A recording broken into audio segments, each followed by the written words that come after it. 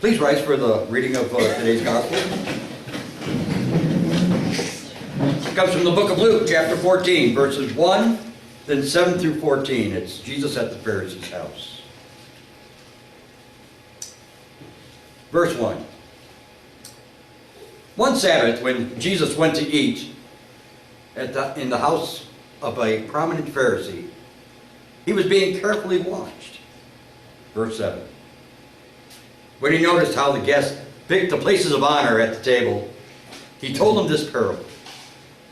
When someone invites you to a wedding feast, do not take the place of honor, for a person more distinguished than you may have been invited.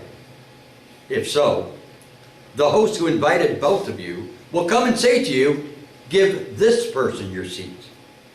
Then, humiliated, you'll have to take the least important place.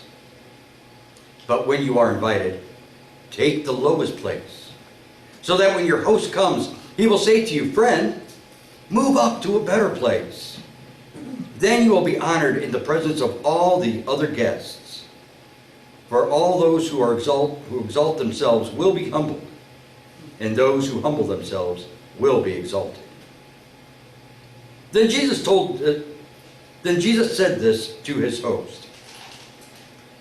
When you give a luncheon or a dinner, do not invite your friends, your brothers or sisters, your relatives, or your rich neighbors. If you do, they may invite you back, and so you will be repaid. But when you give a banquet, invite the poor, the crippled, the lame, the blind, and you will be blessed. Although they cannot repay you, you will be repaid at the resurrection of the righteous. These are the scriptures revealing the Word of God for the people of God. Thanks be to God. Please, be seated. I got a fly up here that's going to be a nuisance.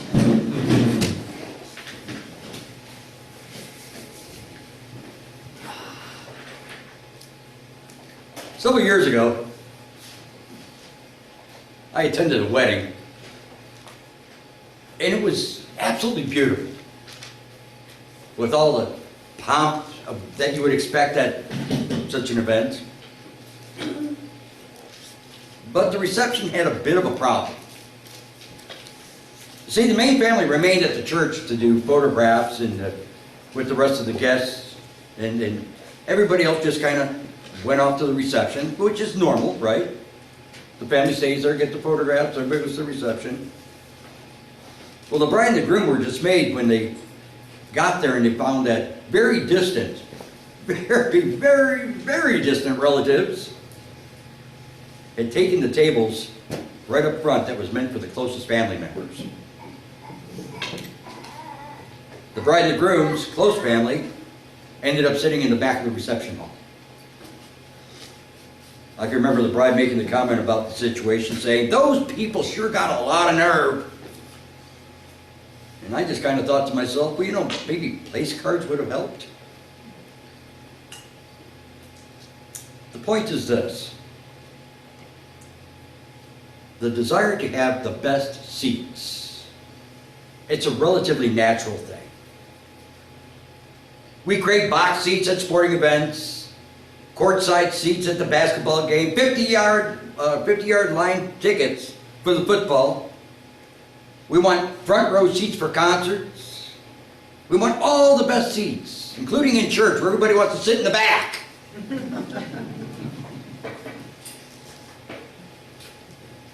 The wanting the best seats is one of those things that just comes with the territory of human nature. Our problem boils down to really just one issue. Humility. Or maybe the lack thereof. There seems to be a great deal of confusion about humility, especially in the church.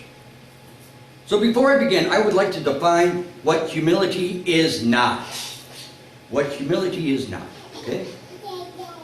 First of all, humility is not devaluating of yourself, okay?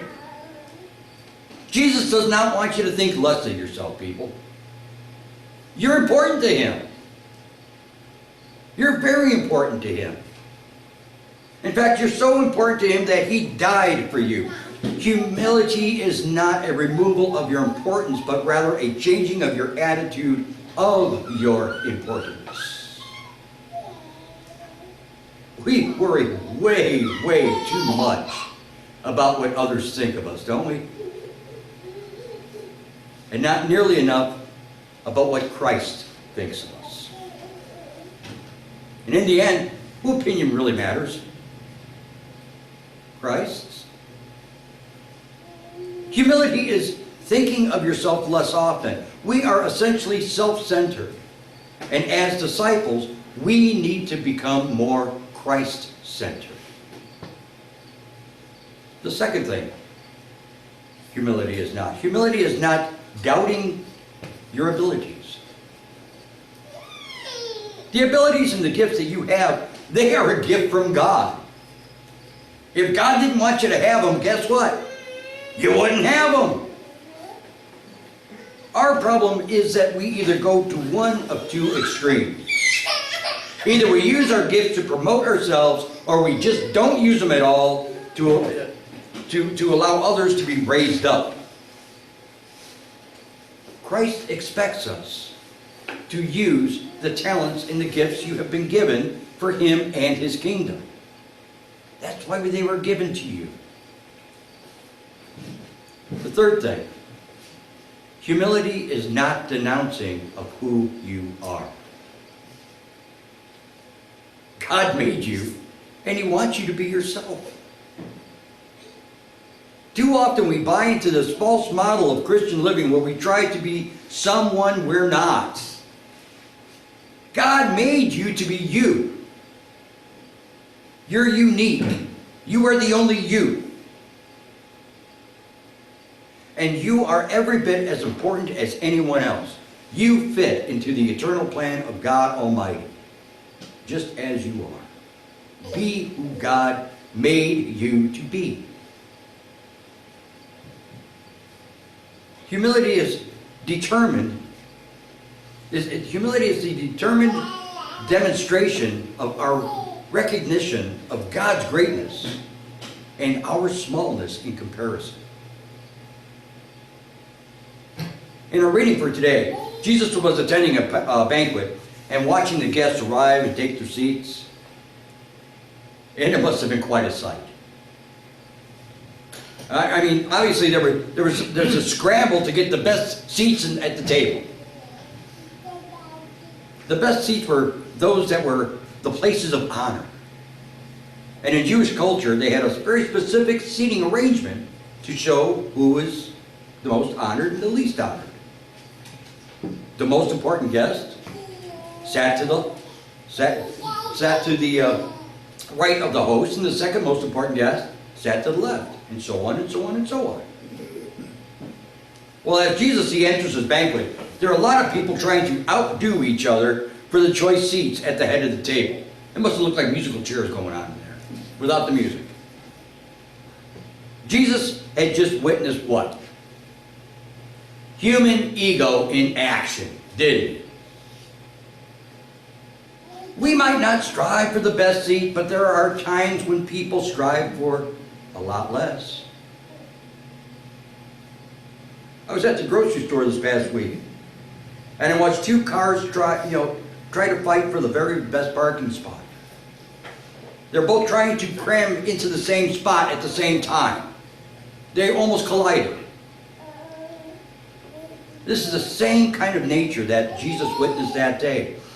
The issue that Jesus saw in action that day was nothing more than human ego and personal pride at its worst.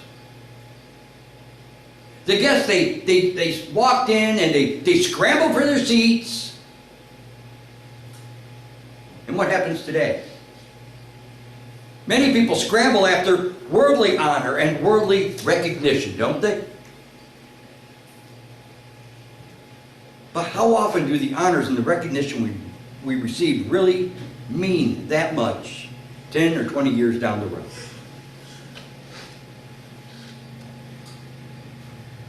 I was cleaning out the basement a few weeks back, and I ran across a box of various plaques and trophies that I've earned. And I got to be honest, some of them I couldn't even remember why. You know? There's some there that at the time were very, very, very special to me, but over time they completely lost their luster. They really don't mean that much to me anymore, and quite honestly, they're going to mean a whole lot less to anybody else. The point is that we need to look at ourselves in the light of who we are living for. Are we living for ourselves, or are we living for Christ? Well, after Jesus, he sees what's going on. He speaks to the issue and he gives some very practical advice. Jesus does that a lot, gives practical advice. In verse 8 he says, when someone invites you to a wedding feast, do not take the place of honor. For a person more distinguished than you may have been invited. If so, the host who invited both of you will come and say to you, give this man your seat. Then, humiliated, you will have to take the least important place. Notice what Jesus says. The proud, ambitious person works to promote themselves, and what happens? They fall flat on their face. Jesus describes exactly what happens to ambitious people. First of all, they will be displaced. They're asked to move from their seat. Second of all, they will find all the other seats taken. Third, they will have to take the lowest seat. And fourth, they will have to live with the embarrassment. Now this term that we hear, exalt, that's one that's often used for God or for Christ. It means to rise up or to lift. Now, brothers and sisters, we cannot do anything to give Christ a higher place than he already has. But we can acknowledge it. We can acknowledge it. And when the Bible calls us to exalt God, it means to acknowledge that he is higher than we are. Exalting self means that we are raising ourselves to a place of honor or dignity. Now there are four things that we see in the life of a person that exalts themselves. The first thing that we see in a person who exalts themselves is they decrease the value of others. The person who acts in self-exaltation will tear down others to build themselves up. They'll downplay the abilities of others to make themselves look better. They purposely lower others to raise themselves. The second thing we see about these people is they act self-sufficient. The person may not even be self-sufficient. Many times they're not self-sufficient. But boy, they sure want people to think they are, and they will put on a great show. They will try to be in control of everything. Everything that they can. And they're going to act as independent as possible. But the real problem is, brothers and sisters, that those who fall into this mode of feeling, of this mode of I can do it all myself, they have very little feeling or no feeling of all for need of God. The third thing that we see is their acts, they do acts in a corrupt manner. These people live in the moment, in moment-to-moment morality. This is a morality that fits the very current situation or circumstance that they're in. They live as if they need to. They live as they need to in order to fit the current deed. The people who exalt themselves will do whatever is needed to get ahead. These kind of people are the types that will lie, they'll cheat, they'll steal, a host of other things to get their way. Kind of sounds like America today, doesn't it? The fourth thing about self-exalting people is they will be in a constant struggle. You see, the self-exalting are never ever satisfied with anything in life. Because there is always going to be another goal to attain and always another prize to win. This is the survivor type mentality. They will outdo, outmaneuver, and outwit to gain a higher level. They seek position. They seek prestige. They seek power, but they will never, ever, ever know peace. The humble, on the other hand, take a lower place. They take a lower place than needed, and the results are astounding. Notice what happens when a lower place is taken in our reading. Their presence is acknowledged by the host. They are rewarded and moved up to a higher place. They are recognized by all, no matter where their seat is. So, brothers and sisters, how do we live in a humble manner? The first thing you got to do is actually the easiest. Measure yourself with Christ. Oh, that'll humble you. There was a guy in my church youth group who used to sing the same song over and over again. It's a song you know. Oh Lord, it's hard to be humble when you're perfect in every way. Yeah, we laugh about these things, but that's often the attitude we have about ourselves. When you measure your life to that of Christ, there's going to be at least one discovery, brothers and sisters.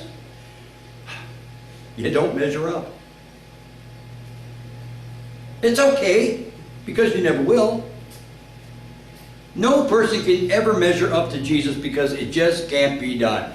I love you all, but Jesus is perfect and you're not. I'm not either.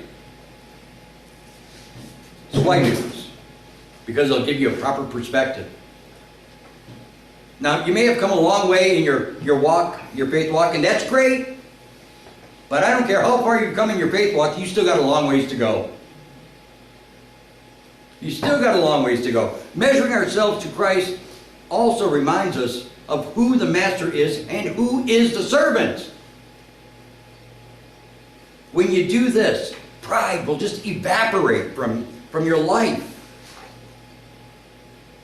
The second thing you need to do is be conscious of your need of God.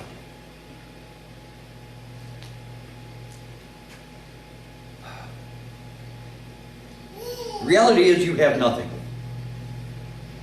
You can do nothing, and you are nothing without God. That's the reality.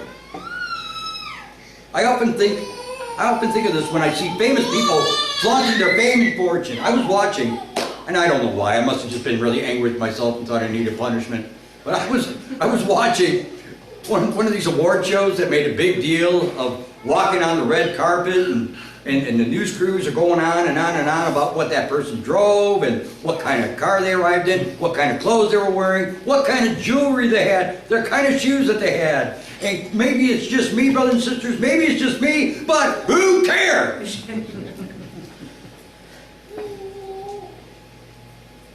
The recognition you receive in this life is here and now. And it's gonna fade away.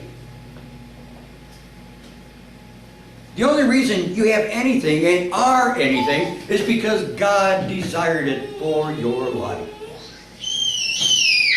Be conscious of that. The third thing is be honest about yourself. Be honest about yourself. Once again, I love you all dearly, but newsflash, you're not the center of the universe. Neither am I. You're not the center of attention in life. Get over it. The fact is that most of us want to be the center of attention. We try to elevate ourselves more than maybe we even should. Too much of this world lives for that look out for number one mentality, don't they?